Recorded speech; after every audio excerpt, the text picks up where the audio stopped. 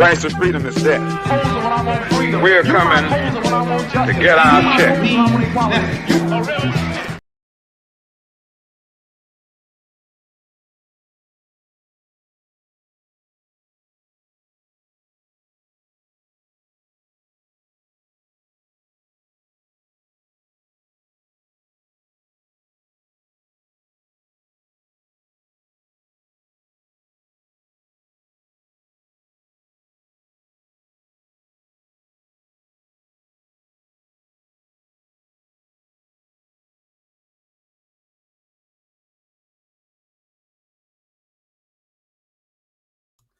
Hey, okay. Y'all can hear me now. B1 brothers and sisters, how y'all doing? How y'all doing? Okay, y'all can hear me now because my mic was muted. Much respect, much salute to everybody in here. If you guys are new to the channel, please make sure you guys hit that subscribe button, hit that notification bell, hit that like button, share it on your various social media platforms. Share this on Twitter, retweet this on Twitter, share this, I guess, on Instagram or Facebook or whatever your social media is, because that helps the reach and growth of the channel. We're still trying to get to 4,000 subscribers. We haven't given up on our goal yet. We can do it. We can do it. We can still do it. I believe in us. I believe in us. We can still do that. So, excuse me while I get my stuff together. So we're here. As we're piling in, right? Let me give a shout out to our sister Jazz, our mod Jazz in the building. B1 salute to you. Sedonin. If I'm mispronouncing your name, I apologize. Sedonin show. Considered black citizen. Concerned black citizen. Shots on target. Jacqueline, William, Bruce, Dondry. B1 salute to every single last one of you guys, and then all of the other people who are watching live and might be watching recorded. I appreciate you guys for being here. So let me get into tonight's broadcast. Hopefully you guys can hear me because I got a brand new microphone. Let me check something out. I got this brand new microphone. Okay. All right. So hopefully it sounds really good. I tested it, but you know, sometimes on live the audio switches up. So everything sounds good. I'm not getting any complaints. So here's the thing. And I want you guys to pay attention to the thumbnail. I have a bear trap on the thumbnail, and then I have bricks of gold on it. I was thinking about putting like a bag of money, but I deliberately put bricks of gold on the trap instead of money. And we're going to get into that too. Iron Will is in here. Be one of you. Liv is in here. Sister Liv, how are you? Salute to you, brother. Okay. Chilling with Monica is in here. Jesse is in here. Now, here's the thing. When it comes to our progress with reparations, we've been making so much progress that they don't tell us no anymore. A few years ago, when we were saying, what about reparations, they was just straight up saying no. Not just the Republicans, but the Republicans and the Democrats, because they're both equally as opposed to us getting reparations. I hope everybody understands that. I know you all do, but I hope everybody does. Everybody needs to understand they are both equally as opposed to us getting reparations. In the beginning, they were just straight up saying no. Nancy Pelosi, reparations for what? Joe Biden, who else was it? Bernie Sanders. All of them were just straight up saying no. All of them were saying no. Now they're not saying no anymore. Now they're all like, okay, we can't just say no. They're not taking the no and they're just holding their head down and going home. They're not doing that. They're saying, okay, well, if you say no, we're not going to support you politically at all. You need us to support you politically. And this is our demands in order for us to support you. It's a price to pay for us supporting you, voting for you. You don't want to pay that price, then that's fine. We can stay home. And they're seeing that we're actually sticking. Oh, God. every time I'm on live, dude. Okay. You said you thought it was butter biscuits. No, it could have been butter biscuits, but I put sticks of gold there. Now, every time I'm live, somebody want to call me. Now, they were saying no at first. Now they're not saying no because they're realizing that, okay, they're serious about this. They're serious about reparations. This is why Stacey Abrams lost. And remember, we predicted the loss. I predicted the loss myself. And I said specifically, when she loses, it's going to be black men's fault. It's going to be black men's fault. And to be totally honest with you, black people in general, black men and black women, even though black men led the charge in the campaign, but black men and black women didn't really turn out for Stacey like that.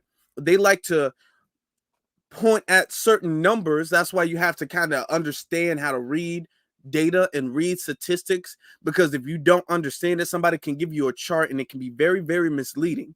The chart that they gave you gave the implication that majority of black people voted for Stacey Abrams.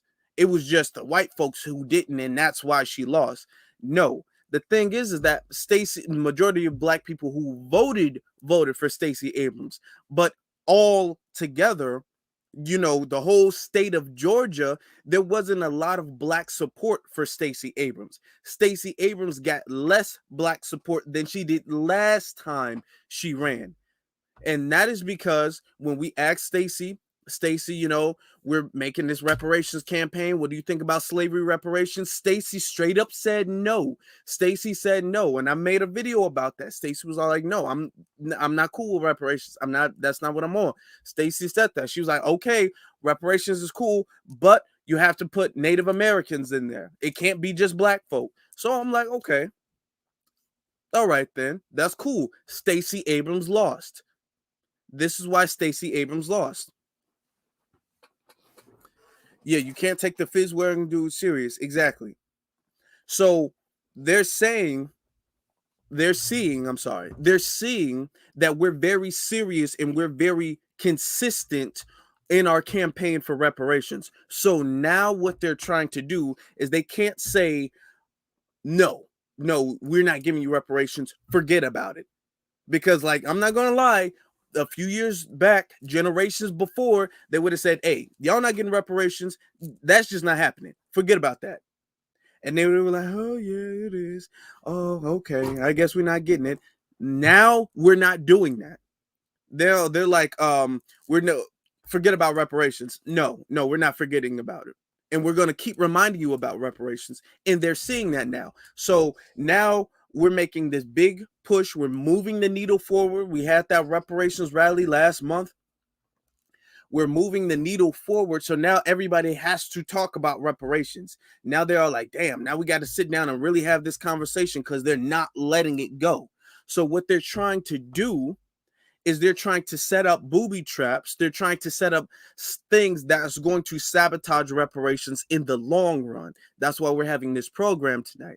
Not because they're saying no.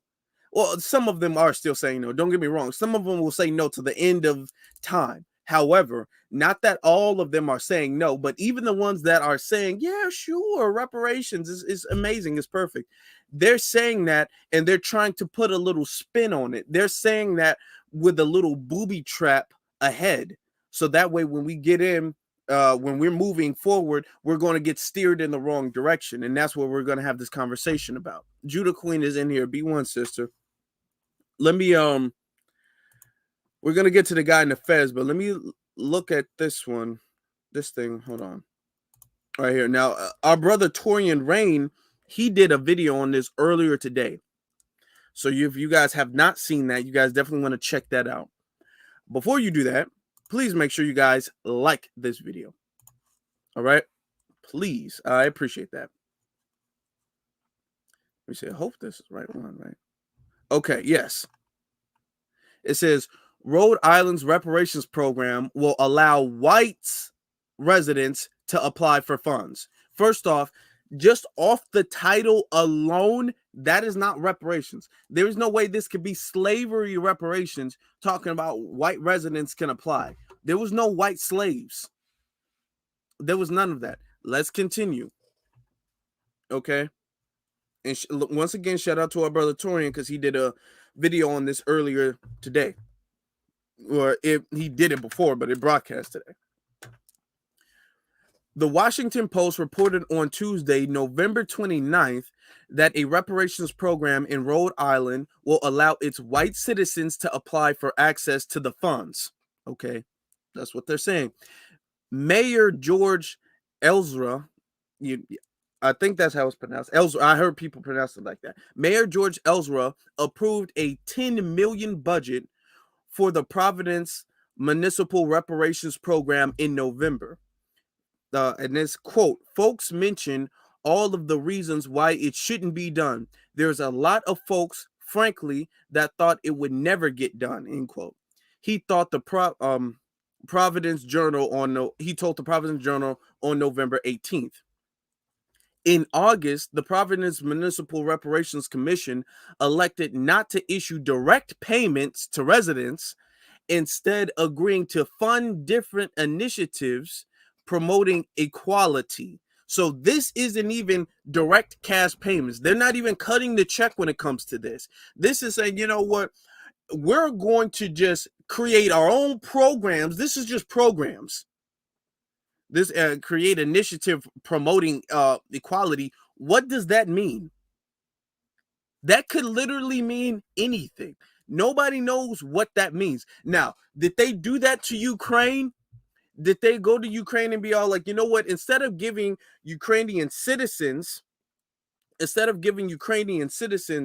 bag, instead of giving Afghanistan refugees the bag, instead of giving Native Americans the bag, instead of giving the Japanese the bag, instead of giving the J community the bag, what we're going to do is we're going to initiate programs that promote equality. No, they didn't do that. And if they did do that, they did that and gave them the bag. They're talking about this is reparations, but we're not going to give you money. We're just going to create what we determine is good programs that's going to help you. Okay. So this is what they're saying.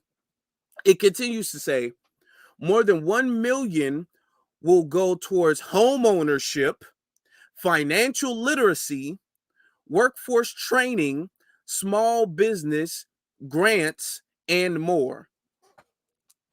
More than 1 million. First off, all of these things, 1 million is not really going to be that big of a benefit. Home ownership, what is one goes to home ownership? What does, listen to this. Look how vague this is. I don't even know what this means. How more than $1 million go to financial literacy? What does that mean? How do you give money to financial literacy? This is a trick bag. They're just using the word reparations and they're saying, okay, well, we're going to give reparations. Of course, reparations is a good thing, except this is going to be our own very unique version of reparations that nobody asked for. So we're going to give 1 million to workforce training. What does that mean?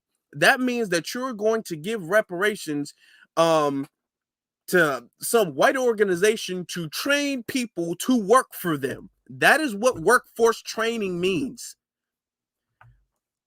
What is, even if you say I'm going to give it to trade, you're going to give it to a corporation to fund trading. It's not so they can get jobs. That's not reparations. This is not reparations. We're going to give small business. That's not, there is no racial standard. Small business can mean anything. Any racial group of business. That's what I mean. Grants and what? And more. What more? Okay. Y'all see, I mean, this is the Booby. We're not even really deep into the article and they're already having this. Hold on, I messed up a little bit. Okay. Elzra said the program would center on helping the city's Black and Native American residents, Black and Native American residents. Now, Native Americans were not slaves. They are not foundational Black Americans. They did not build this country. Black people did. But they're giving the money to Native Americans. All right, let's just finish the article before I go on my complete rant about everything. Okay. Hold on. Let me start from the beginning. Ezra said the program would center on helping the city's Black and Native American residents. However, white residents will also be allowed access to the funding. According to the Post, the latter group will have a meet special income criteria. Will have to meet a special income criteria. Okay. So this is a trap. This is what that is. I don't even have to. Now, Torian already broke this down earlier this morning. I just wanted to kind of briefly touch on it. a little bit. I don't really have to go into it that deeply. Okay. That's not reparations. What they're doing is now they're saying that every single program, they're just slapping the word reparations on it. They're overusing every single program. They'll say, okay, well, you know what? How about this? That's kind of reparations. If you think about it, if you look at it from this angle, the way I see it is reparations. That's reparations. Foundational Black Americans are the literal only group, with no exception whatsoever, that are entitled to slavery reparations. That is it. That is all. There is no other group, not Native Americans, not the Africans, not Japanese, not none of that. None of them are entitled to reparations. So every single time they say, okay, well, Black and Native Americans, just know, first off, it's not going to stop at Black and Native Americans. So, first off, it's not going to stop there. The second they add Native Americans, that creates the argument, well, why can't the Hispanics get it? They've been discriminated too. Oh, well, why can't the Japanese get it? Well, the Irish, they had a hard time, so did the Italians. It creates that. So, it's not going to stop there. Two, there's a lot of $5 Indians out there. A lot of white folks that say, hey, I'm Native American, because my great-great-great-great-grandpa, he paid $5 to get on the census as Native American so he can get some of the benefits. So I'm Native American. They got blonde hair and blue eyes talking about their Native American, and they're going to get a part of the reparations. And two, don't miss the part where they said, well, instead of giving direct payments, what we're going to do, we're just going to create programs. These vague, ambiguous programs, we're going to create that, and then we're going to allow everybody to participate in that. And then that's reparations. That is a trap. That is not reparations. Notice one of the reparations traps is calling every single thing reparations. Anything and everything is reparations. Let them tell it. Black Voltron, I see you in here, brother. Some chick named Star, I see you. Sister Lois, I see you. Real women don't do nonsense, I see you. B1, salute to every single last one of you all. Let me get to this other thing that I wanted to show you. Okay, so that's like the trap number one, calling everything reparations, or calling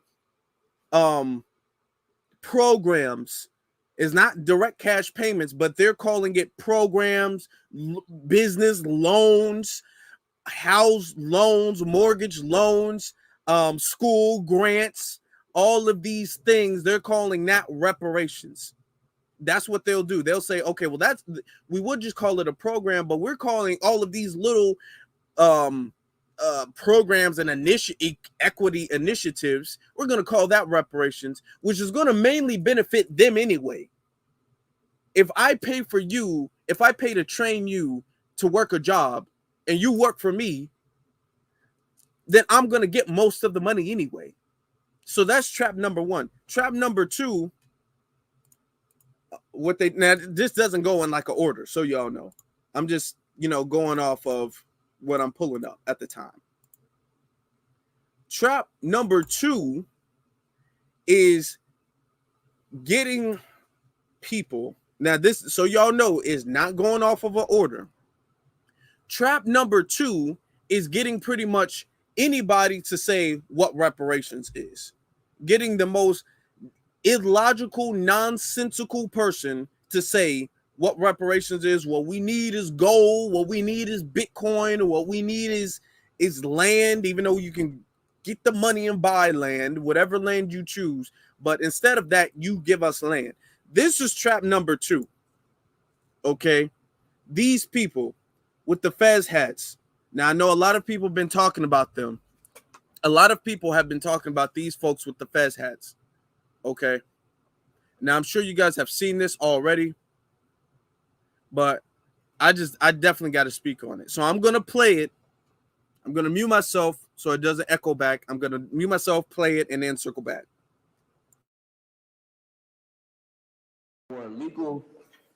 There were no legal declarations that African Americans was to be called slaves, but it entailed a series of cases followed by legislation that dealt with the practical problems arising from customs held by Europeans holding African as slaves.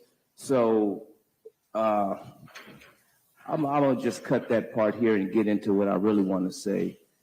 I think the reparations should be as follows. Is to be gifted to us with gold and silver bullion to, as I said before, my antebellum slaves and ancestors and their heirs. It should be measured in the amount of 1 troy ounce of gold and silver per each antebellum slave and their descendants, according to the conditions of the mother for 16 generations. That equals 1,724 metric tons of gold and silver bullion. Statehood enclaves settled on 465,121,280 acres of land in the former Confederate South.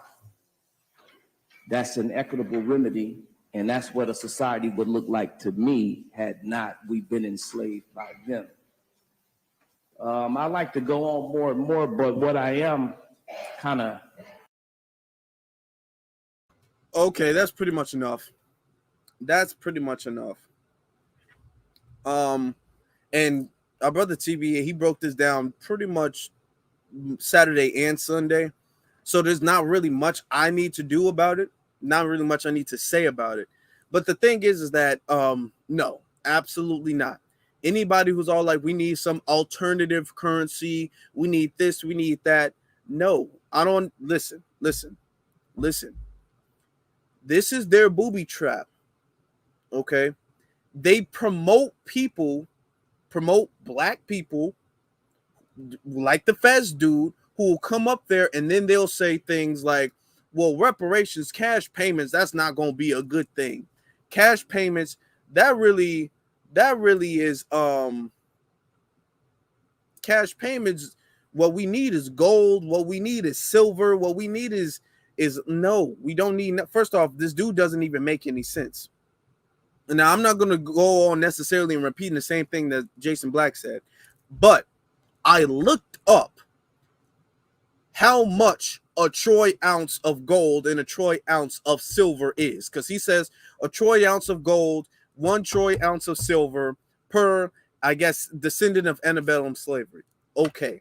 And I had to look that up. Why I had to look that up is because I do not use gold and silver as currency. We are in the 21st century. We do not use gold coins. We do not use silver. Nobody is going to the store and nobody's exchanging anything at all with a chip of gold or with some silver. But you know, when you watch those old movies back in the day and somebody all like, I really need this rice to feed my family. Here, take my watch. And they would get a bag of rice and they would just exchange. That don't happen no more. That does not happen. You are trading money for everything. You're not trading in gold. Nobody goes to the store and take their necklace off and hand it in for something. We don't live in that world anymore. So you're talking about a troy ounce of gold. Now, for most people, they think gold is very expensive. Silver is very expensive. These things are very valuable. So when they say troy ounce, most people won't even understand how much that is, because most people don't trade anything for gold. Most people who have any bit of gold have gold in some form of jewelry that they wear. They're not trading the gold. They're not using the gold as currency. People in the 21st century do not use gold as currency anymore. The dollar bill, the American dollar bill, isn't even backed up by gold anymore. So I looked up, I did the calculations about how much gold is. A troy ounce of gold, y'all won't believe how much that is. Y'all really won't.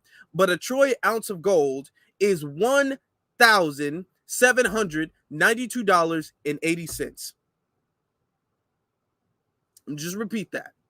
A troy ounce of gold that he said we should all get is $1,792.86. Now look that up. That's up to date as December 16th, 2022. So that's current.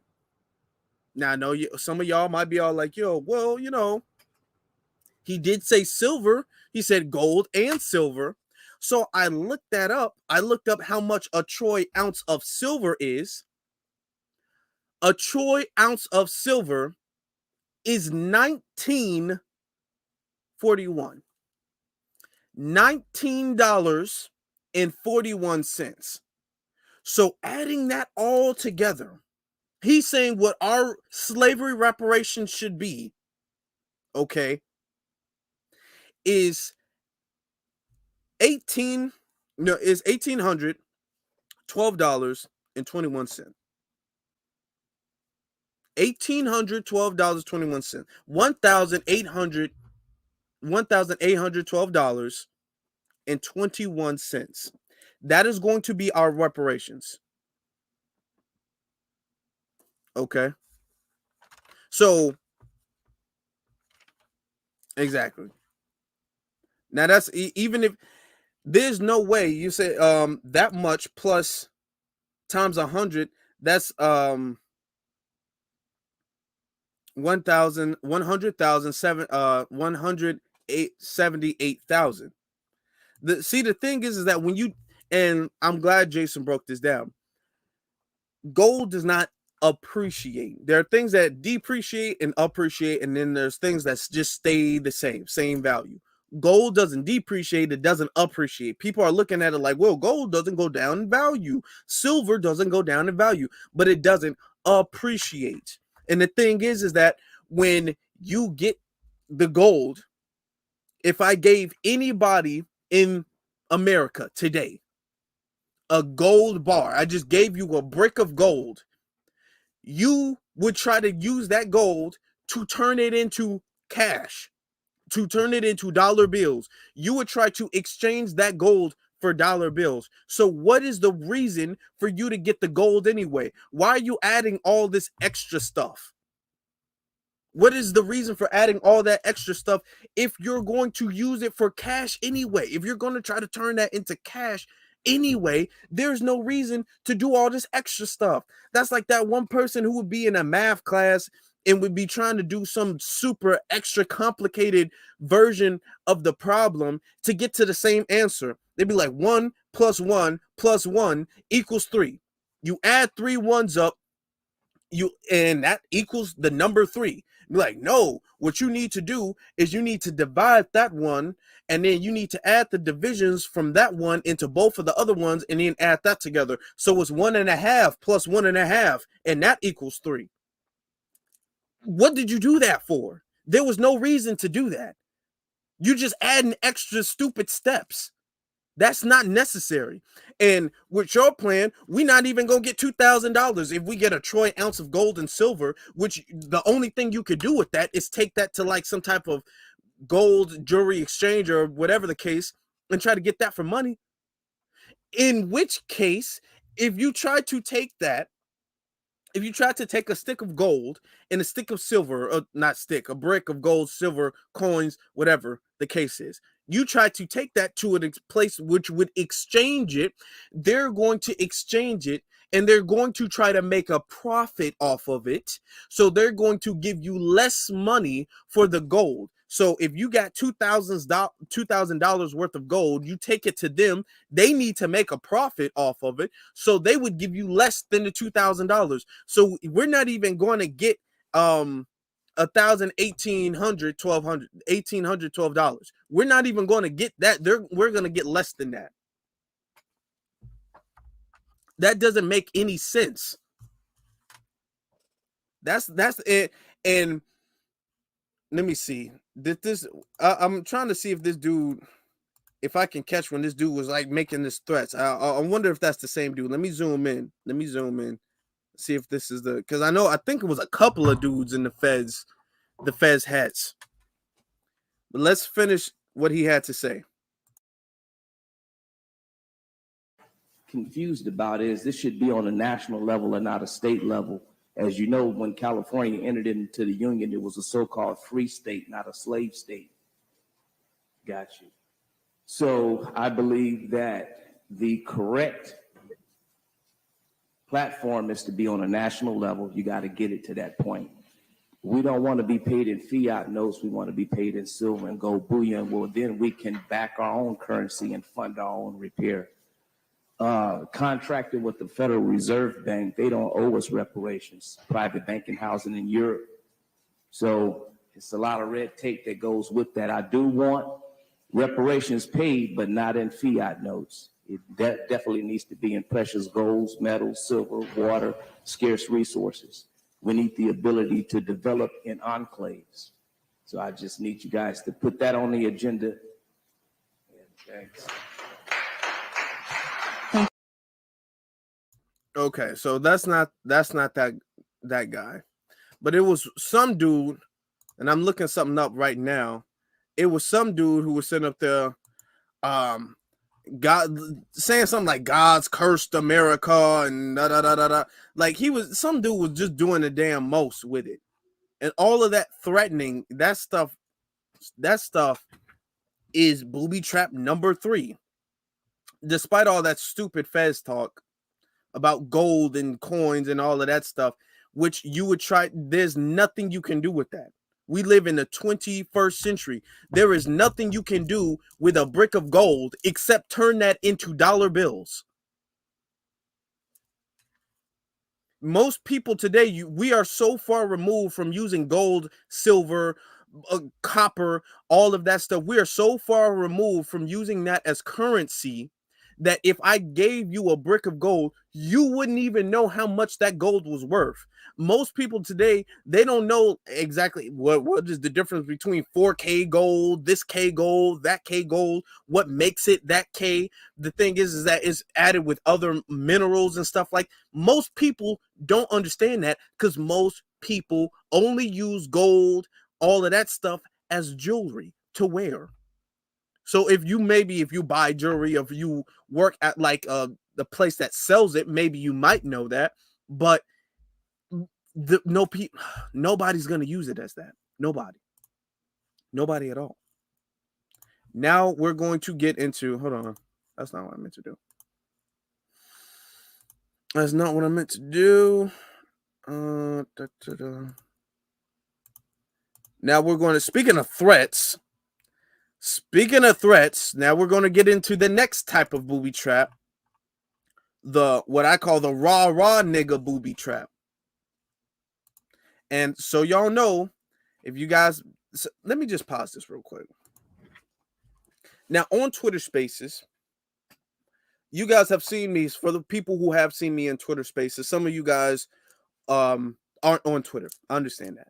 Some of you guys maybe watch my Twitter Spaces, but those are just my Twitter Spaces. I don't upload anybody else's Twitter Space, so you wouldn't know how I am in other people's Twitter Space unless you've heard it.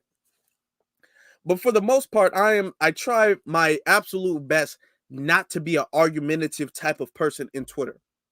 A lot of times when I'm hosting Twitter Spaces, I get people DMing me and they're all like, oh, kick him off.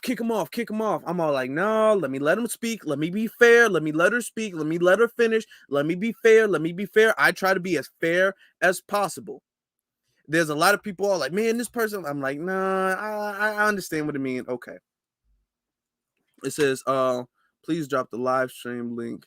There's more to the story about the There's more to the story about the Fez. Okay, I'm gonna do that in a minute. I'm gonna have Black Voltron call up and he can explain more about the story with the Fez thing. Let me just finish my rant before I lose myself. So, exactly. Hit that like button, y'all. Hit that like button. So the thing is that I try to be that way. So when you see me call somebody out, when you see me say, hey, that person, I'm not rocking with that person gives very op-like energy, that person is off code. Have you guys seen me be wrong about that? I'm just asking. Have you guys seen me say, hey, that person's off code, I'm not rocking with them, we not cool, y'all should stay away from it? And then later on down the line, you be all like, oh, actually, Afro was wrong. That person was totally on code. There's people that I don't really talk to, but I've never called them out. I've never said don't listen to them. I've never said none of that. Okay? I've never said any of that.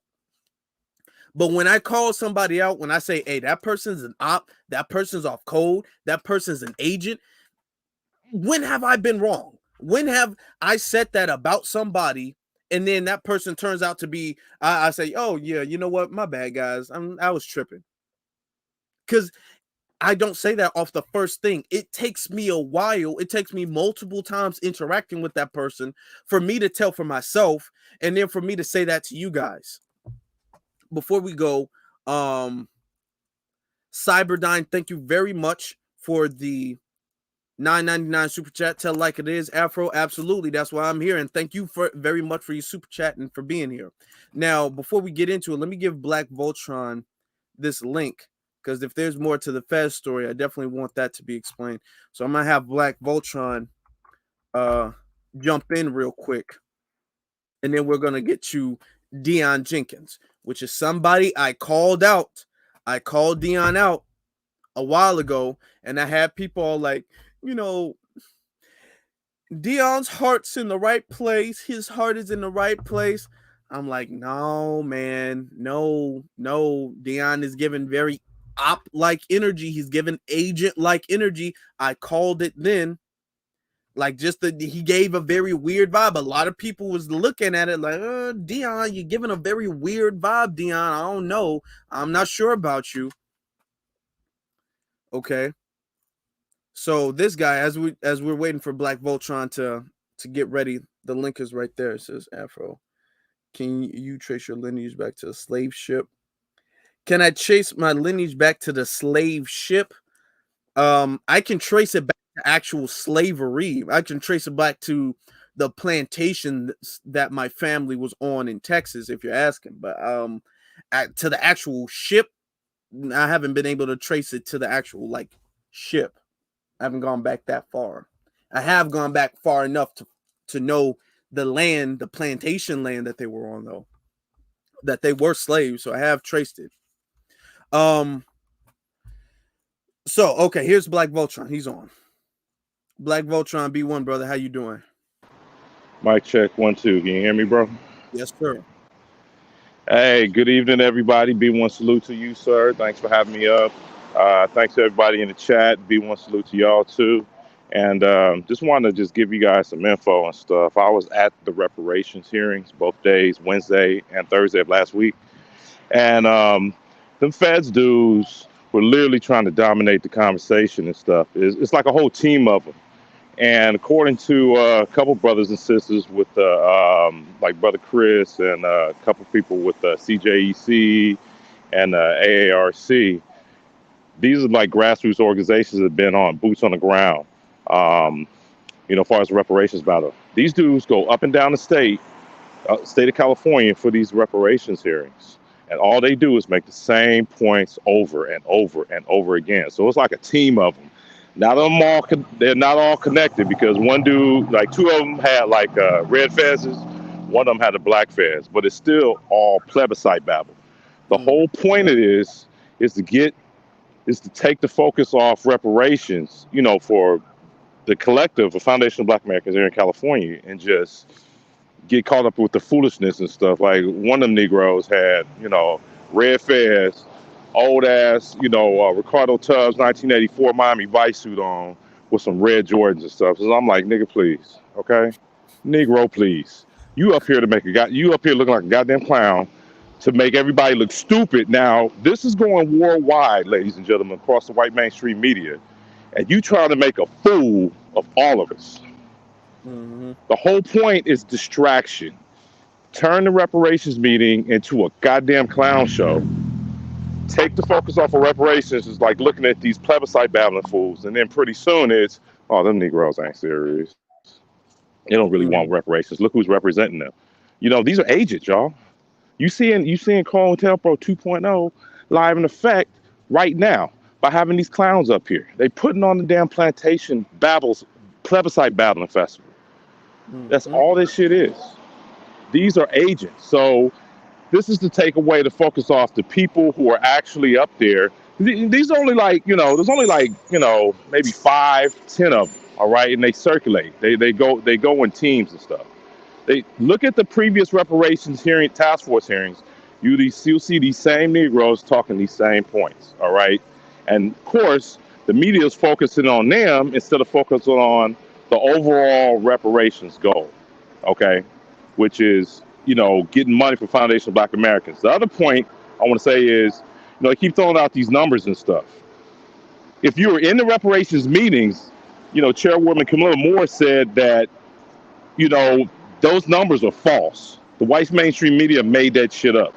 All right. Mm-hmm. That was they were just specifically talking about possibly, not definitely, possibly the economic impact of not having home, of being unhoused, and not being able to take advantage of a lot of the, just throughout the state of California, because the home price increases and the wealth effect of having real estate here in the state of California. But that would be for, from the top of northern California all the way down to the Mexico border, east all the way to the Nevada border and everywhere in between. The housing prices are not all, they're expensive here. They're not all the same in California. So you have top of Northern California at the Oregon border, where, a lot of the white supremacists are and stuff, or Humboldt County and those areas and stuff, the Trinity area. Then you got Northern California, the Bay. You got Sacramento, Central Valley. You got, Central Coast, Southern California, and you got, the Inland Empire and stuff like that. And you got the foothills of California, where the Sierras are and stuff, Gold Country. All right. And then the Sierras themselves. Okay. California is a humongous state. Yeah, it is. It's very big. Yeah. If you've driven it, like I have, Lord, it's like driving, east and west of Texas from El Paso to the Louisiana border. Lord, it is a long ass drive. But they're covering all aspects of just, the not being able to take advantage of just the housing portion. That was just one portion of the economic formula they're trying to come up with. They did not put that out. If you go back and look at the reparations hearings, Camilla Moore said we did not put that out. That's false news. That's phony. It's white supremacist lies. And then the 300,000 thing was just somebody just they were asked by KQED Channel 9 out here in California, in the Bay, just what do you think would be a equitable amount, and he just said $300,000. That was Deion Jenkins, by the way, who we had a thorough discussion. For those that was in that Twitter space a few months back and stuff, we had a face-to-face discussion, and we had a meeting of the minds and stuff. I'm not going to speak on what we spoke about, but he just put that out, just saying this is what I think it should be. The white mainstream media, once again, trying to change the narrative, saying this is what black people will get in the state of California. Bullshit. You have to take into account all of the damages that were done to us as foundational Black Americans. It wasn't just housing discrimination. It was white racial terrorism. This was terrorism, okay?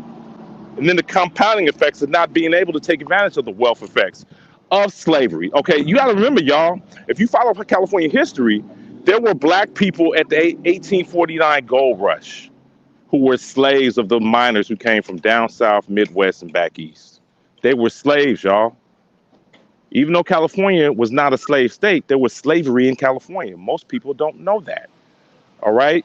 That's very So true. yes, there has to be compensation for us for even before the founding of the state of California, when California was just a territory. All right.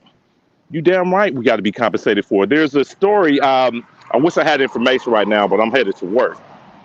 Oh, That there was a descendant of miners that was in the gold country around Sutter's Mill, gold country and stuff. This is his brother's great grandfather and his brother had a gold mine.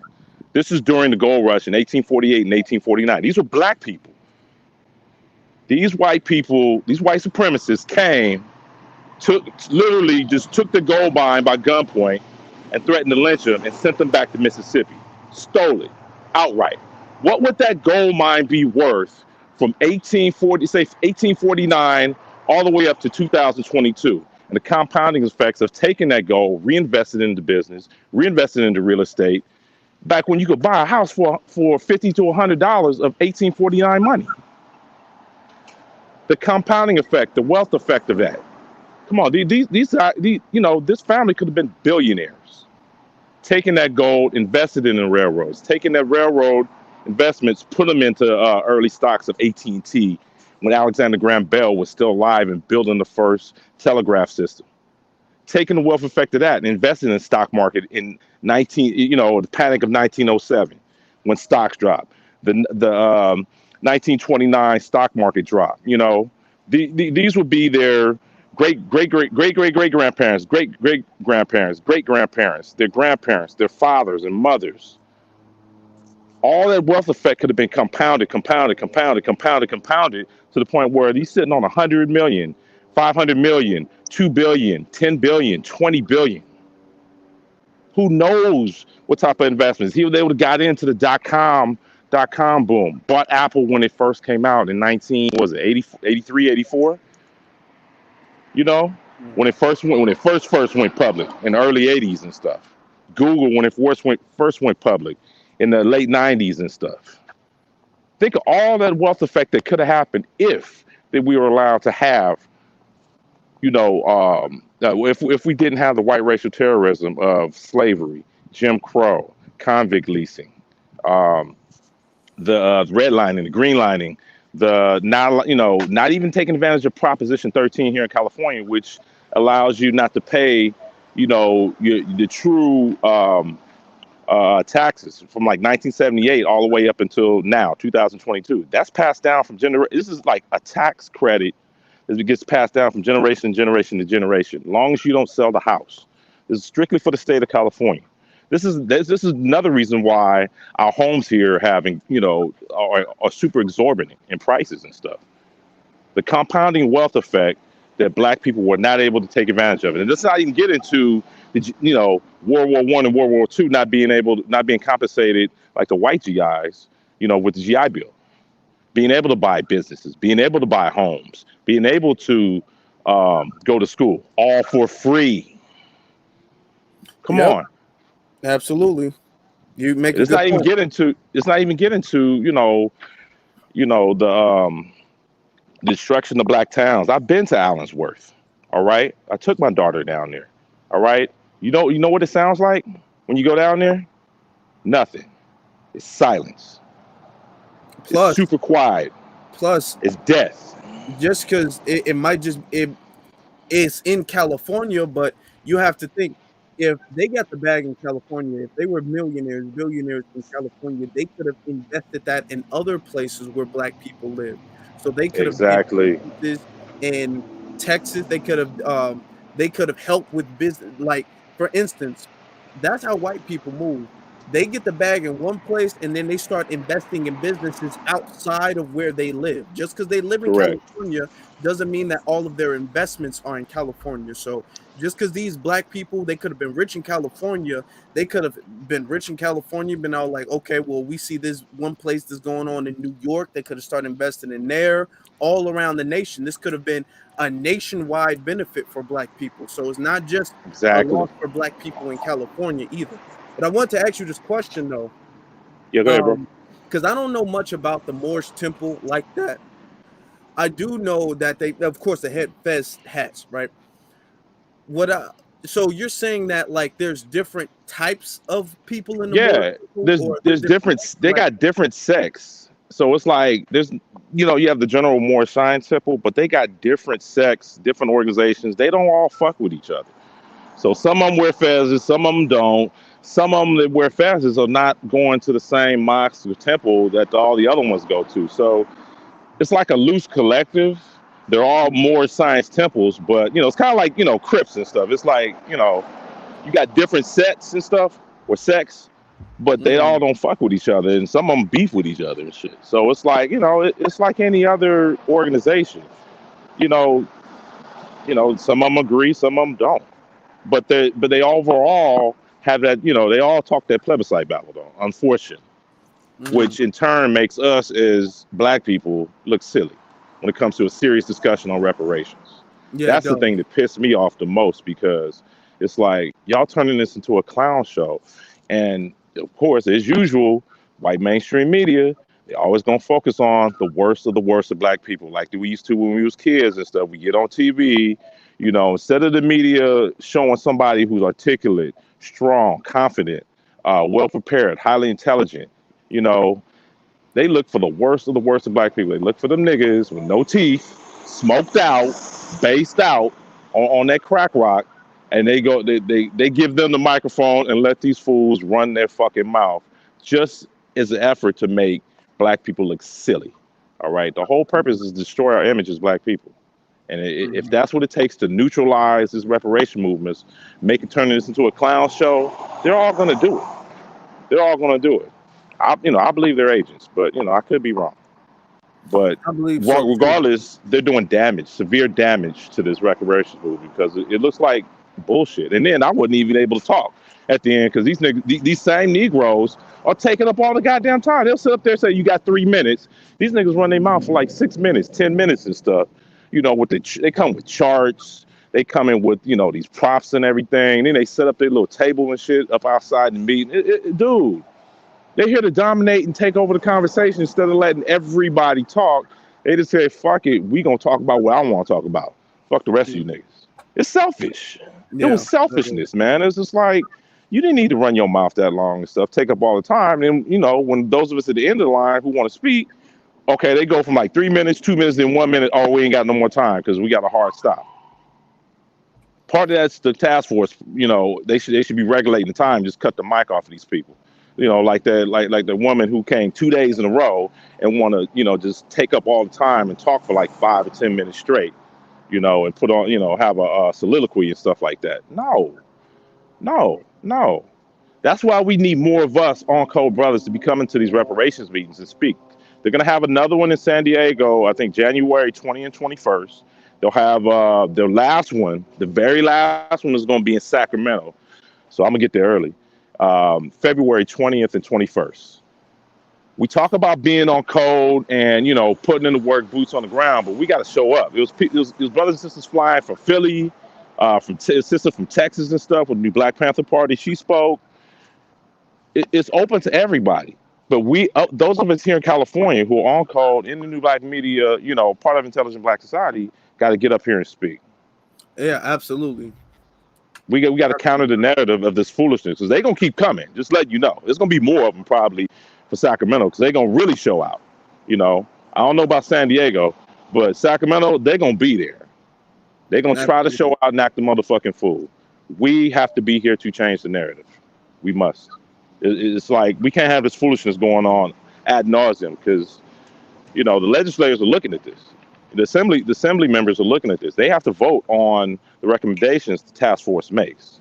And if it looks like some foolishness, what they gonna say? No.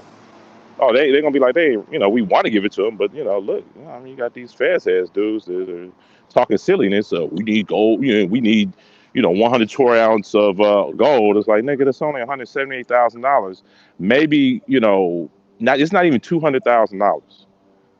If you do the count, these niggas can't count. No, They're they not don't. serious. They're No. not serious. And that's the point. Let's make this into a clown show and not make reparations serious.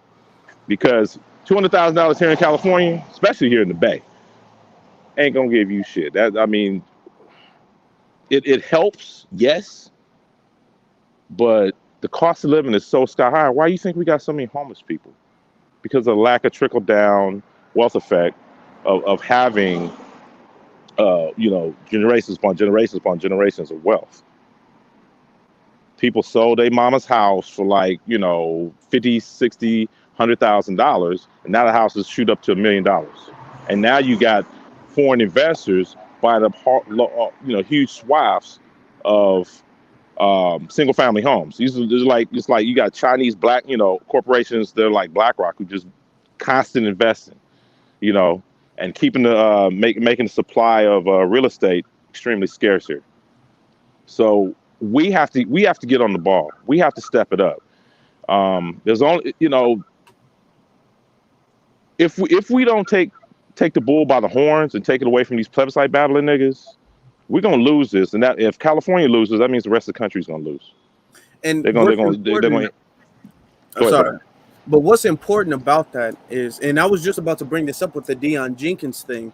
What's important is the dominant society, they're going to go out of their way, just like what the dude in the Fez had, whatever his name was, just like with Deion Jenkins, they go out of their way to highlight all of the people who sound the plebiscite babble. They go out of their way to highlight them, and they will, if we allow it. We can't allow that to happen. It won't happen if we don't allow it. But if we don't let it, if we let them do what they do, they'll make them the spokespersons or the representatives of reparations. And then they'll be all like, I mean, look at the type of people who are even asking for reparations. You got this dude right, old exactly. and silver, this dude talking about you gonna give it to us or else. I mean, look, right.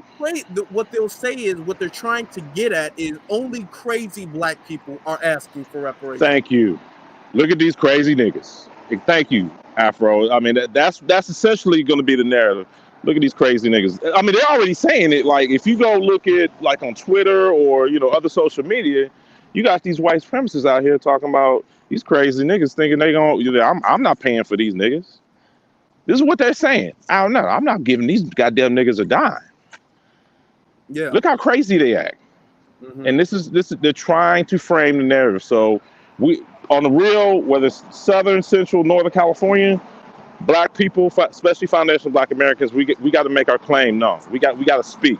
If we don't speak and take the initiative, these plebiscite babbling fools are going to be here, constantly running their mouths. It should be a 2-for-1 speaking on these plebiscite babbling Negroes and those of us who are intelligent black society. Mm-hmm. That will change the narrative right then and there, and just give the talking points. Why do we need reparations? It's a debt that's owed. It's not a handout.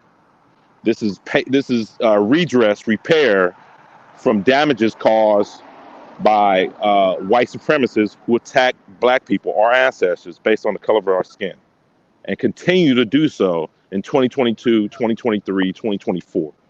That's why we need reparations.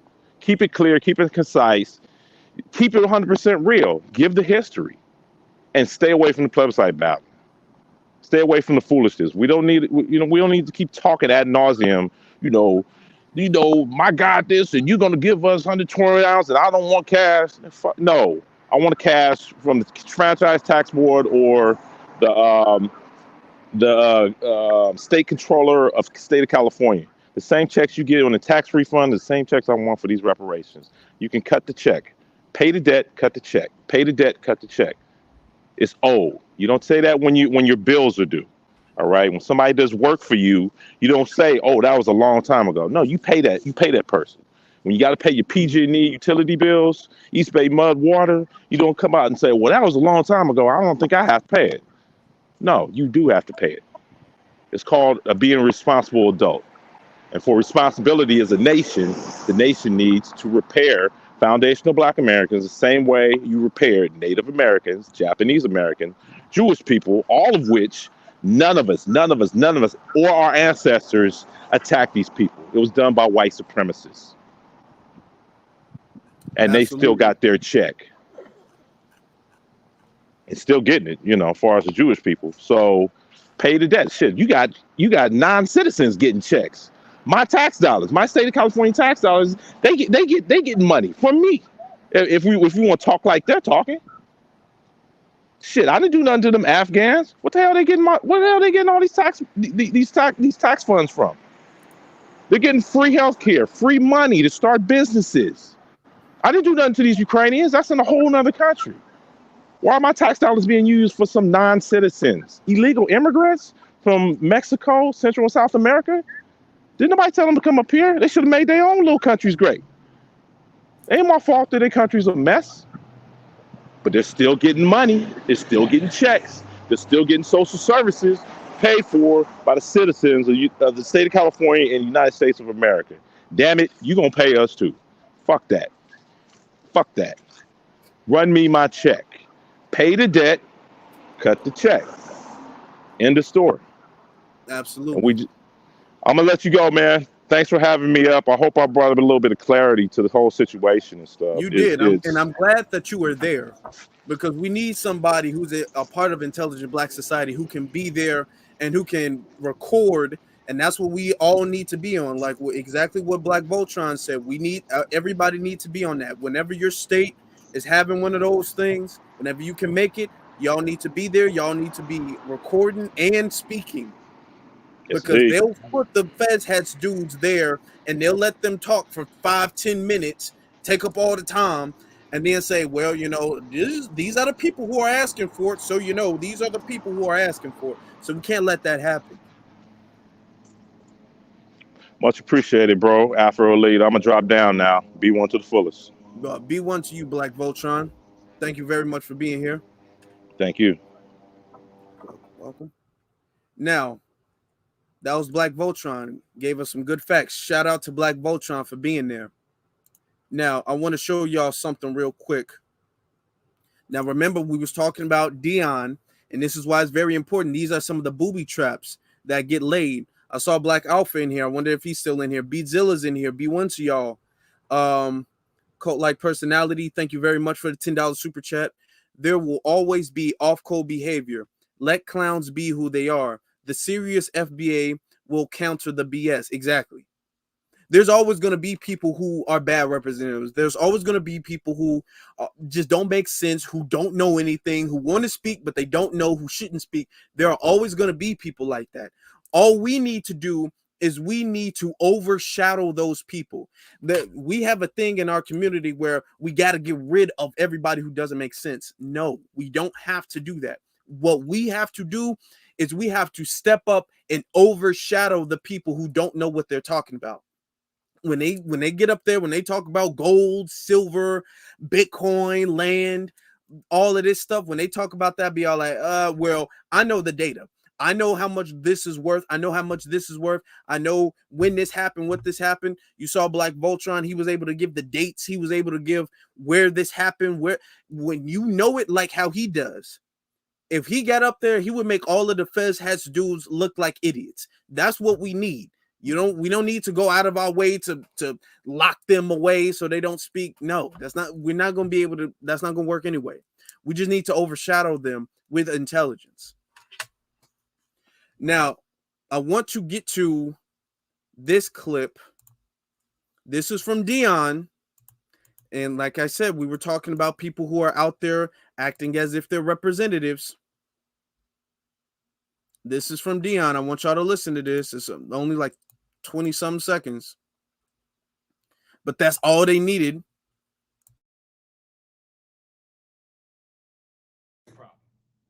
And unfortunately, we all know what's next. Either they're going to problem. And unfortunately, we all know what's next. Either they're going to comply or it's going to be a serious backlash. And I will leave it right there, sir. Thank you so much. Yes. Good. Did y'all hear that? Did y'all hear that? Hold on, let me play it back. Listen to what she said after he said that. Pay very close attention. I know it's low, but try to listen. I can't make it any louder. I don't know why, but yeah. And unfortunately, we all know what's next. Either they're going to comply or it's going to be a serious backlash. And I will leave it right there, sir. Thank you so much. Yes, yes, yes, yes. Good, good, good, good one, good one, good one, good one. Thank you. Okay, y'all, it's time to eat. You see, now this is why I say we have to be very careful with who we have speak for us. We have to be very careful with who we have speak for us. All right, Dion, this dude, listen, and I made a tweet earlier. I said, just because people are, quote, passionate does not mean that they should be speaking. People make it seem like passion is bravery. No, it's not. People getting up there saying reckless, stupid stuff. We all know what's next. If we don't get it, we know what's coming next. It's going to be some big problems for everybody. And you see, she's all like, oh, okay. Well, that's it. That's all we need. Thank you. Thank you. That's all we need. And now you got the dominant society blowing that up. Oh my God, Deion Sanders threatened to destroy white light. Like they're blowing that up because he doesn't have the foresight. I don't know if he's an agent, is very agent-like, or if he's just stupid, but he doesn't have the foresight to know he's setting all black people up. This is why I say certain things like all of that, we gonna get the cracker, all of that stuff. We don't do that. We are not doing that. All of that Grandmaster Jay flexing and stuff like that, acting, being tough on the internet. We know what's next. Y'all don't give us our gold and silver, we're gonna start dropping cracker bodies. We do not do that stupid shit. We got Beatzilla on here. Beatzilla, brother, how are you? What you got to say, brother? Man, I'm good, brother. How you doing, my brother? I'm good. I'm good. How are you? Good, man. I just wanted to chime in real quick on two things. One thing that you just said about not having to lock away the people that probably should not be speaking, because you don't really have to. This is kind of my philosophy, and I look at it like this. We just raise the water. You know, when you raise the water, then usually the smaller individuals who can't swim meet their end. And that's what will also happen with that level of intelligence, or perceived by some as intelligent speaking. As the water of intelligence raises, those people just get drowned out. Now, the other part is with this brother here that you just played, who, number one, first denied what he said. But after looking at what that is a completely set up interview, almost like going on one of these culture vulture platforms, or maybe even like a Good Morning America. They had the whole lights and everything set up for this guy. However, I don't seem to catch any video of him actually speaking on the floor in the public hearing section, but somehow he was ready for a camera interview to make such an asinine statement. Mm-hmm. When I see stuff like that, it just raises a red flag to me. And while people were saying months ago, calling it out, that this dude is not necessarily the person who should be looked to speak for us, now here is the clear cut evidence of why. Trust your new black media, folks. Trust your grassroots voices, because we do know how to spot a problem early. So just that it's not abrasive. Sometimes it may have to be, but trust me, we warned you about this guy, and he did absolutely deliver.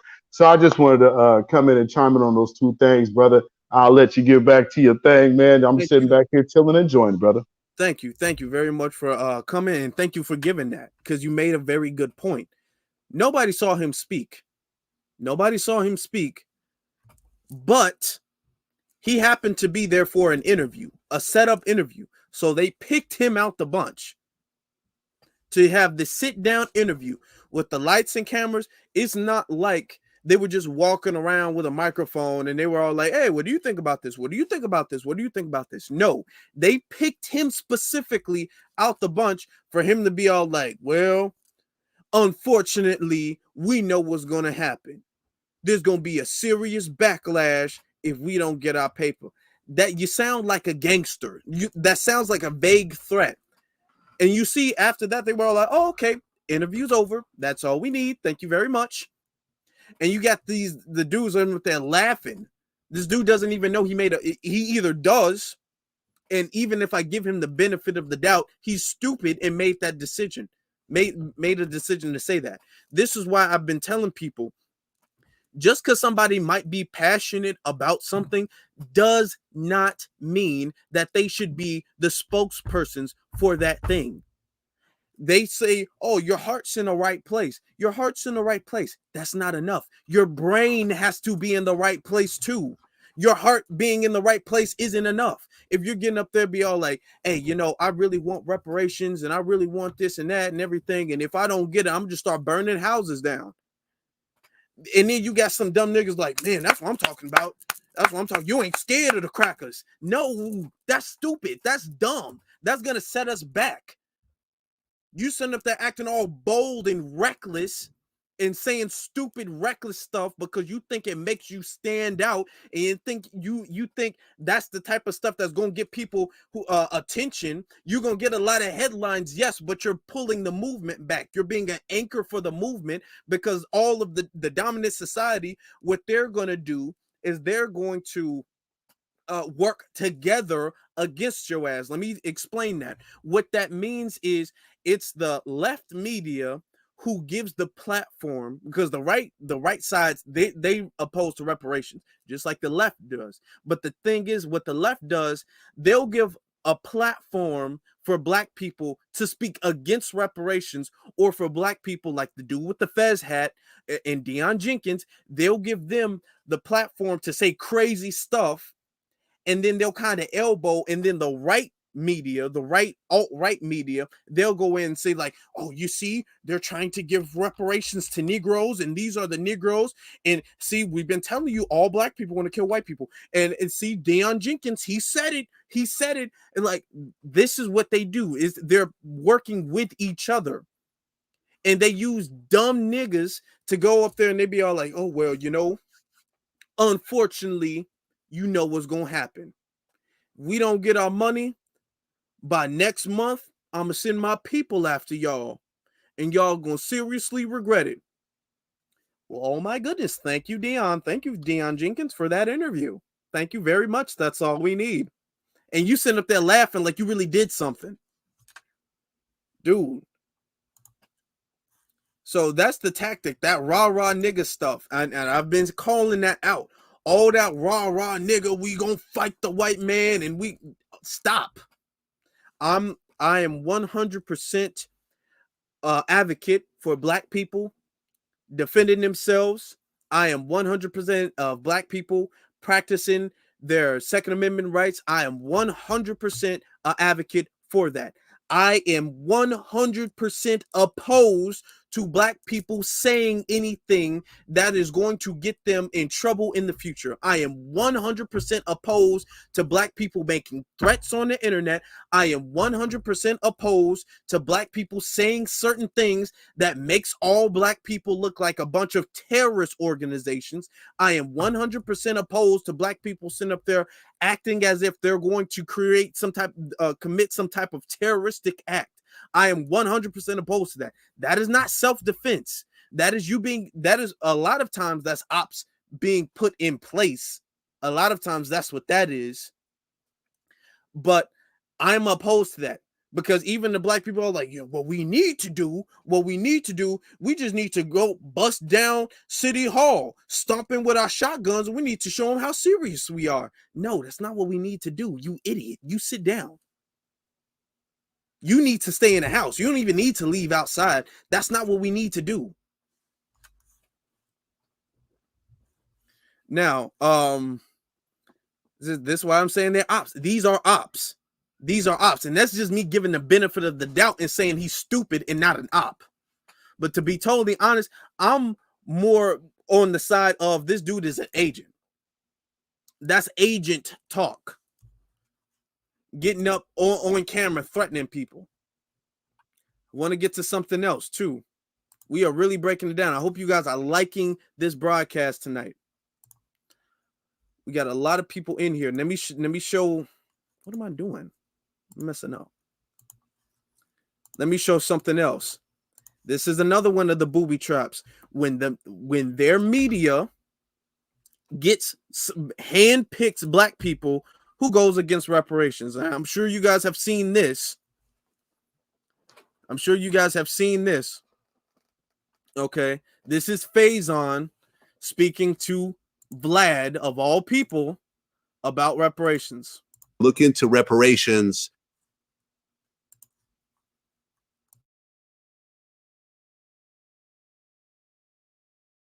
Okay, yeah, that's the boy. That's enough. That is enough right there. That's enough of that. First off, I don't want, and this is under the Copyright Act, so I'm not trying to get no copyright strike at all. This is protected under the Copyright Act. All right, so this is safe. I didn't even play the whole clip. First off, number one, and you called it out, Iron Will, he's Cuban. He's not even FBA. He's talking about what we were. What is he speaking French for? He's not a part of us. He's not a part of the slave descendants who are owed reparations. He's not a part of us. So why are you getting him to speak on that anyway? He's talking about what we were. We were nothing. You were over there. We were over here. You don't get what we get because you were not here. That is what that is. So the fact that you are even being asked this question is egregious anyway. And so y'all know, even though Vlad is acting as if he's going back and forth, and he's all like, taxes? What are you talking about? Taxes? What do you mean? Even though Vlad is doing that, do you guys honestly believe that Vlad didn't know prior to asking him about reparations? Do you guys honestly believe that Vlad didn't know that he was opposed to reparations? Do you guys think that Vlad would have asked him that question if Vlad had no idea his opinion on reparations? I don't think so. I submit to you that Vlad knew that what's his name?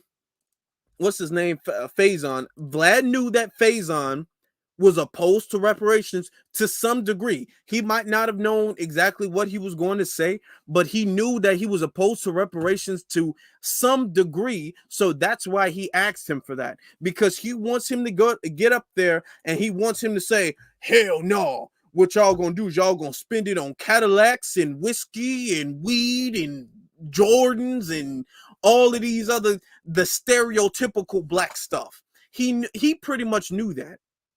He knew he was opposed to it because, mind you, Vlad, coincidentally, he never gets anybody on his platform that fully agrees with reparations. They don't get anybody on their platform that fully agrees with reparations.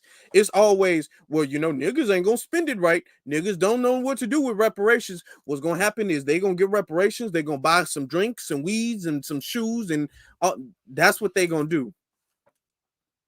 Which, number one, absolutely number one, it's 100% their right to do that. If I got my reparations, y'all got y'all reparations, and you spent all of your reparations, however much you get, you spent all of your reparations on Cadillac. You spent all your reparations on Hennessy, weed, Jordans, every stereotypical black thing that black people enjoy stereotypically. You spent all your money on that. That is 110% your right to do that. And nobody has any business telling you otherwise. You don't have to save black people with it. You don't have to do that. There will be enough black people who are going to use that money for a good cause anyway. So we don't need to worry about the few who are going to waste it. Just like earlier today, what I said earlier in this broadcast, we don't got to worry about the black people who are not making sense at the task force. We just got to overshadow them. And when it comes to reparations, we don't have to worry about the black people who are going to waste their reparations, because they're going to be black people who are going to waste their reparations. That's fine. All we have to do is we have to calculate how we're going to spend our money. We have to get our steps ready. So when we start getting them checks, we already know, okay, I'm buying this building, I'm buying this land, I'm investing in this property, I'm investing in this and this and this. We already have our plan together. So whatever we do with our money, we're going to multiply it so much so that Pookie and Ray, them wasting their money is not going to matter. Now, Black Alpha brought up a good point. Dr. Umar. He brought up a good point. Dr. Umar. Now, let me ask you, Godfrey too, let me ask you about this. They're all non-FBA. Pay attention to that. And that leads us to the next point. Not just with Vlad, but that leads us to the next booby trap. The next booby trap is these non-FBAs speaking on reparations. These non-FBAs, and I'm not saying all non-FBAs, I'm just saying the tether class of non-FBAs speaking on reparations. When they speak on reparations, they are like, oh, they always use we, all inclusive terms. All of that, we different, I'm Caribbean, I'm Jamaican, I'm a Nigerian, all of that stuff, that flies out the window. Their ethnicity flies out the window when they're speaking on reparations. When they're speaking on reparations, it's we. They never used we before. They're speaking French now, they're using we. It's we. We shouldn't give reparations. Well, what, or y'all. Y'all shouldn't give, now, y'all, and we. They'll say, well, we were slaves, so y'all shouldn't get reparations. Huh? What are you talking about? All that speak with Umar. Let me ask you, why do you think all of a sudden Umar, or one of the reasons, I'm not say 100%, but one of the reasons, you've seen Umar all over the place now. You've seen Umar all over the place. Because, and Umar is an intelligent brother, don't get me wrong. He says a lot of things that I fully agree with. I fully agree with, as far as the schools, the prison, school to prison pipeline, all that stuff that they do with the fully agree with that. Here's where I disagree with the reparations thing, and I already made my video on that. Now, they are constantly, the Breakfast Club, they're giving Umar a bunch of promotion, seemingly kind of out of nowhere. And they're asking him about reparations. Why? Because they want to give big platforms to Black people who are opposed to reparations. Umar, even though he says he's not, he's opposed to cash payments for reparations. His reparations is give us schools first, and then let's learn how much of a king and queen we are before we get reparations. He's on that type of time. So that's why they're constantly giving a microphone to him, be all like, what do you think of reparations? What do you think of Notice how frequently they've been asking him that question. They've been asking Dr. Umar that question a lot lately. If you guys haven't noticed, they keep asking Umar, what do you think of reparations? Well, first off, reparations came out of Pan-Africanism. Don't know what he's talking about there. Reparations came out of Pan-Africanism. So I agree with that because I'm a Pan-Africanist. But the thing is that Black people, there's too many Black men that date Becky's, so we couldn't get it. There's too many Black women that don't love their natural hair, so they shouldn't get it. What we need to do is we need to understand our roots in our culture first. You give Negroes the money, they're going to waste it. There's no infrastructure. They're going to buy stuff that's not good for them. They're going to use that money, and they're going to date white people with the money. Oh, what? Do what? Huh? And they keep giving him the platform to say that.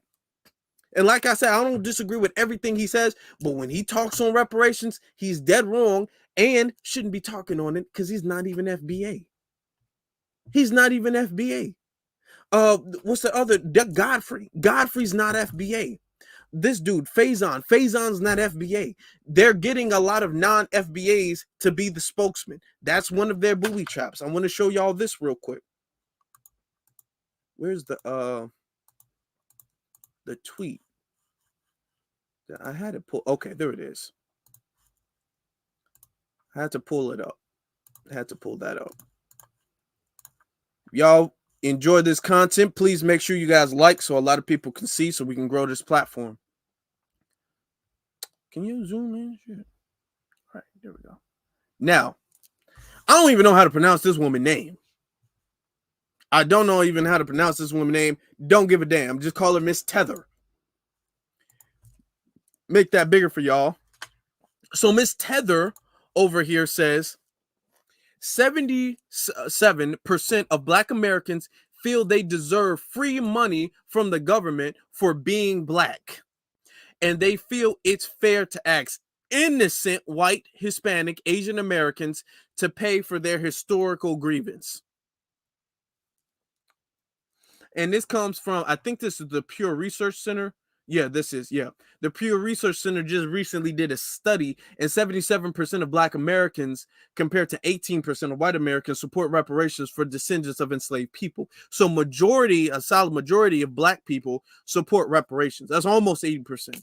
So most Black people support reparations, and most white people don't. Okay. So what she's saying is, now this is the Tether. She's from Kenya. Her people are from Kenya, so she wouldn't even qualify anyway. But you see how these tethers are opposed to it? Oh, they're asking for free money from the government for being Black. Nobody's asking for free money. We're demanding that the debt get paid back from what is owed. Our people built wealth. Everybody who is rich in this country is rich because of our people, to some form or another.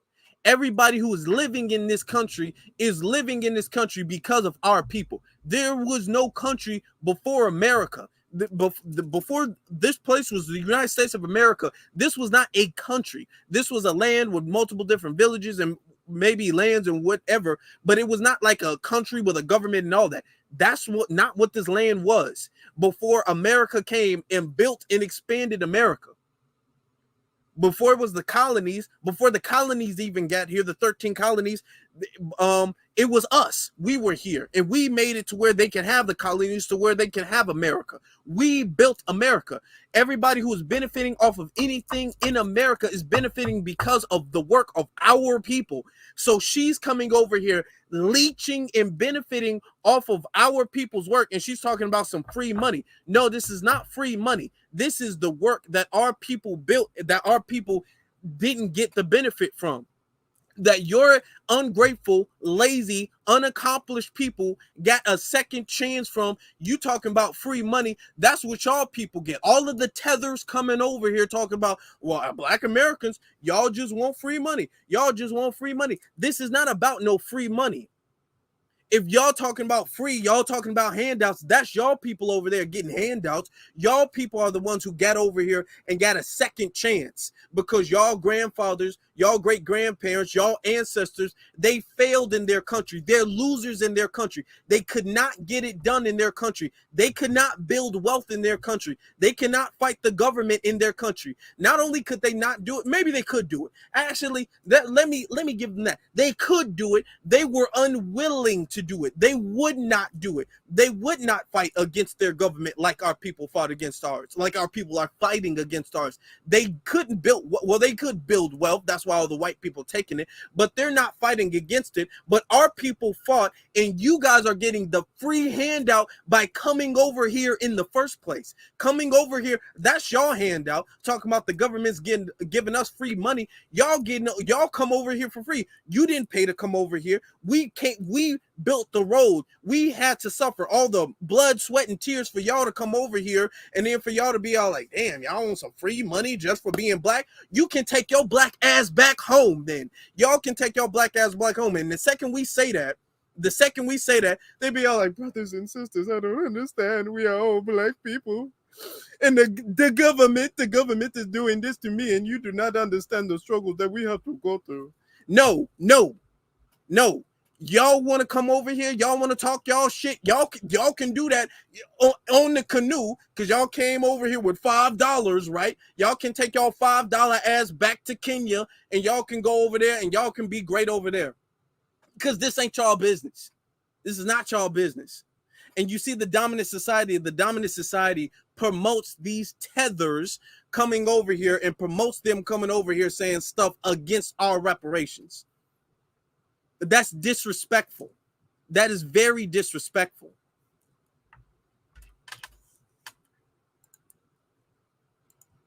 These are booby traps. These are booby traps that they use.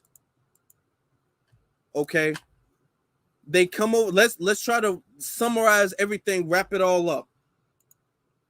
And I didn't put this in order, but the booby traps that they use, they'll use we'll just call anything and everything reparations.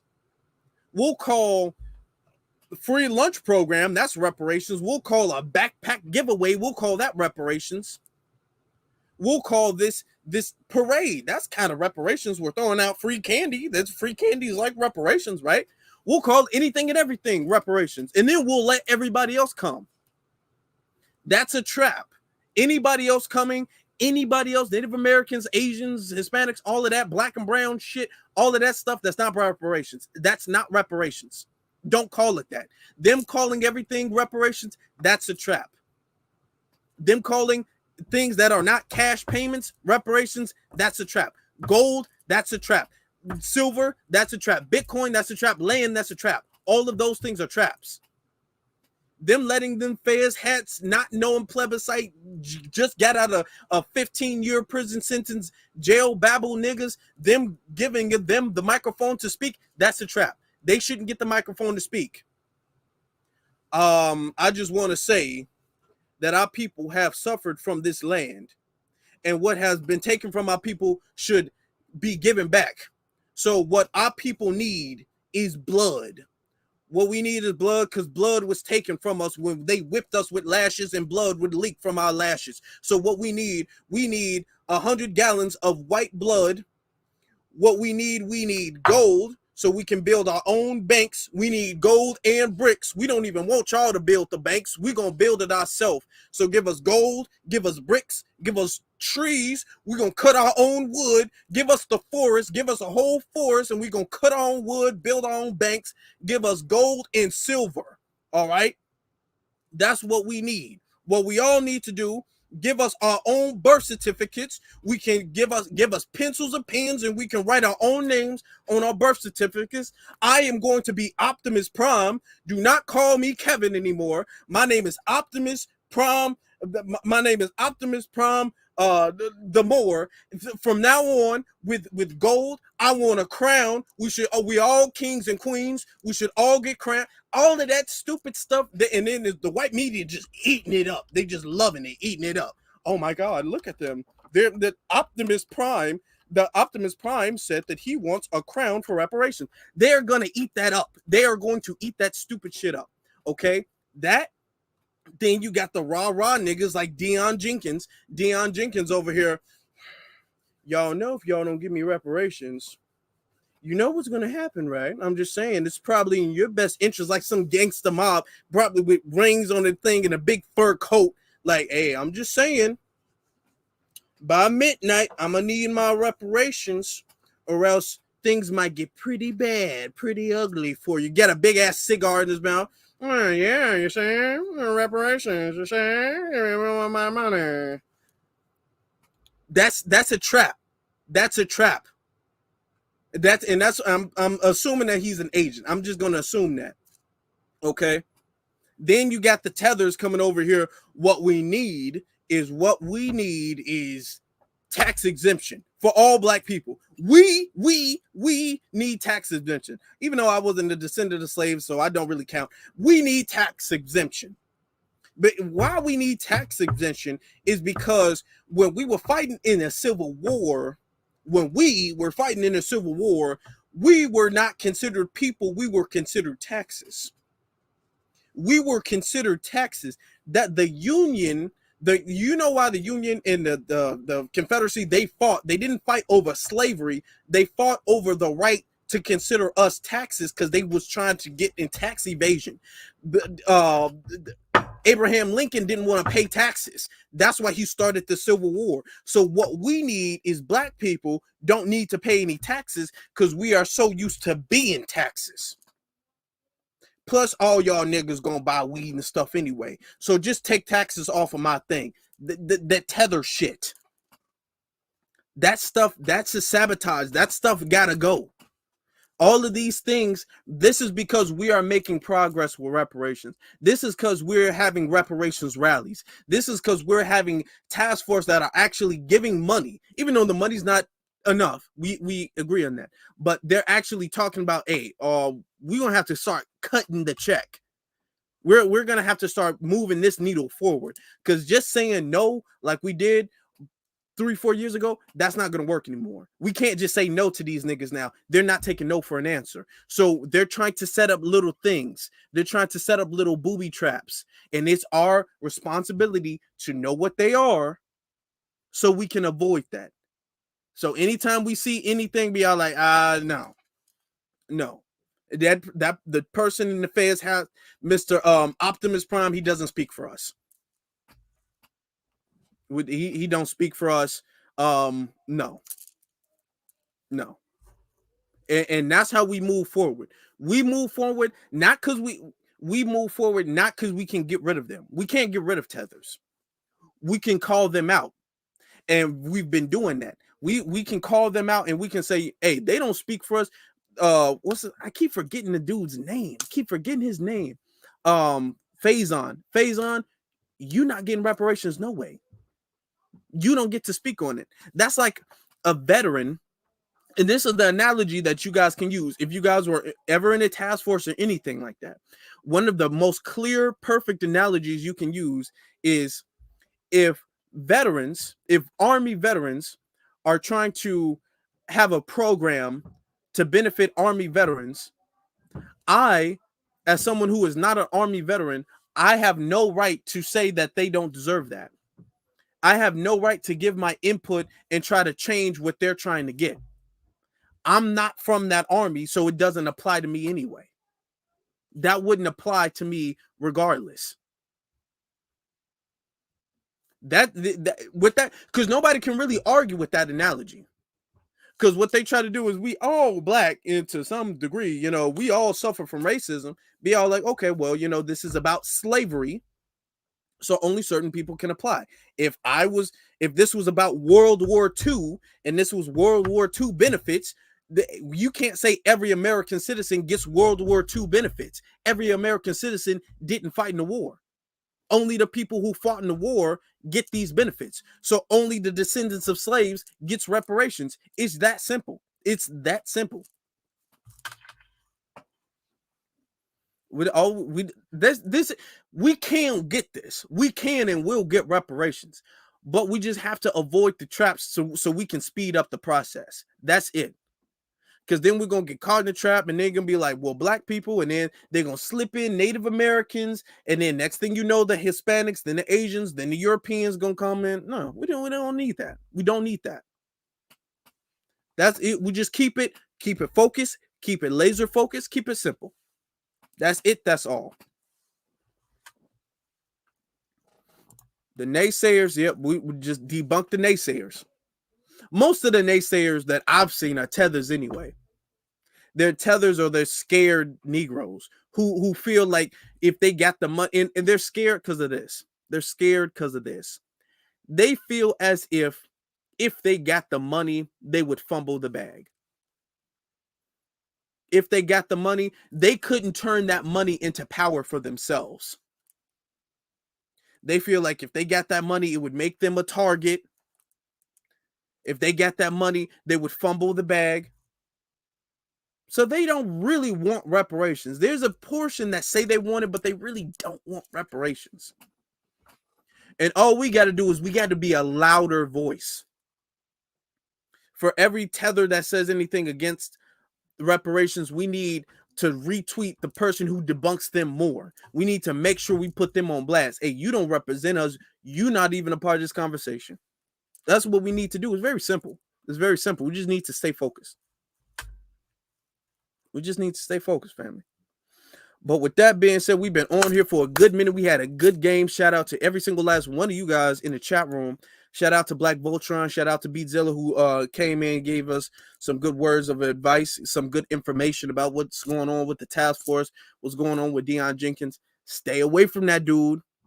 Stay away from that dude. That dude's a setup. That dude's an agent. I'm calling it now. With that being said, brothers and sisters, I will catch you guys this Thursday. I'm going to be putting out some smaller videos too. So throughout the week, like 10, 15-minute videos. So you guys want to check back, make sure you subscribe, hit that notification bell so you don't miss out, because there's going to be a video tomorrow, earlier than this time, but video tomorrow, video Wednesday, all that stuff. I'm really trying to get to 4,000 subscribers by the end of the year. We can do that. So I'm trying to make sure I do my part by putting out a lot of content so we can get it on the algorithm. With that being said, brothers and sisters, thank you guys for being here with us. Make sure you guys subscribe. You guys can check out my social media. The link is in the description below. And then you guys can check out all of my other content. If you're watching this on the playback, leave a comment on what you guys think about the booby traps or reparations, about any of the subjects that we talked about. B1 salute to you all, brothers and sisters. Y'all have a good one.